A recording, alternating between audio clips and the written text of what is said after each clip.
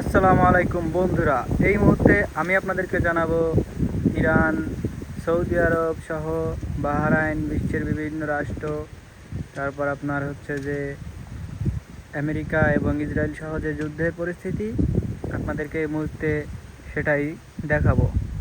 তো নতুন করে যুদ্ধের যে আবার আভাস দেখা দিচ্ছে, যে উত্তেজনা সৃষ্টি হয়েছে, তার জন্য অলরেডি আপনার বাহরাইন সাগরের উপসাগরে আমেরিকান যুদ্ধজাহাজ আরেকটি মোতায়েন করা হয়েছে।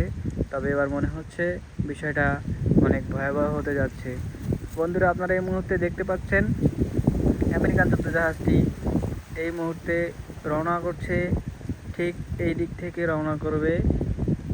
এই যে এলাকাগুলো দেখছেন, এইটা হচ্ছে বাহরাইন অ্যান্ড এইটা হচ্ছে ইমিগ্রেশন, এটা হচ্ছে সেই বাহরাইন ব্রিজ, যেটা দিয়ে শুধুমাত্র সৌদি আরবে যাতায়াত করা যায়।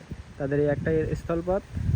তো বন্ধুরা, আপনারা যেটা দেখতে পাচ্ছেন, এই ইমিগ্রেশনে কিছুদিন আগেও মিসাইল হামলা হয়েছিল এবং সেটা ক্ষয়ক্ষতি না হওয়াতে সাময়িক সময়ের জন্য কয়েক ঘন্টার জন্য ব্রিজ বন্ধ ছিল এবং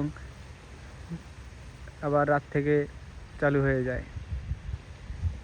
সেই সাথে আপনারা আজকে আবার দেখতে পাচ্ছেন যুদ্ধজাহাজ আরও একটি এসে গেছে, প্রায় পৌঁছে গেছে। এটা মেবি এখানেই থাকবে, কারণ একবারে পারে যাবে না, কেননা এই জায়গাটাতেই তাদের ক্যাম্প। তারা এইখান থেকেই আসলে যুদ্ধ পরিচালনা করবে, বিষয়টা এমন জানা গেছে, গোয়েন্দা সংস্থা রয়টার্স বলেছে। এবং উত্তেজনা যে চরম পর্যায়ে এসে পৌঁছেছে সেটা আমরা একটু পরে জানবো। আপনাদেরকে আবারও আপডেট দিব। সবাই সাথে থাকবেন, পাশে থাকবেন, সুস্থ থাকবেন এবং যেখানে থাকবেন সেফটি সহকারে সাবধানে থাকার চেষ্টা করবেন। আসসালামু আলাইকুম, ধন্যবাদ সবাইকে।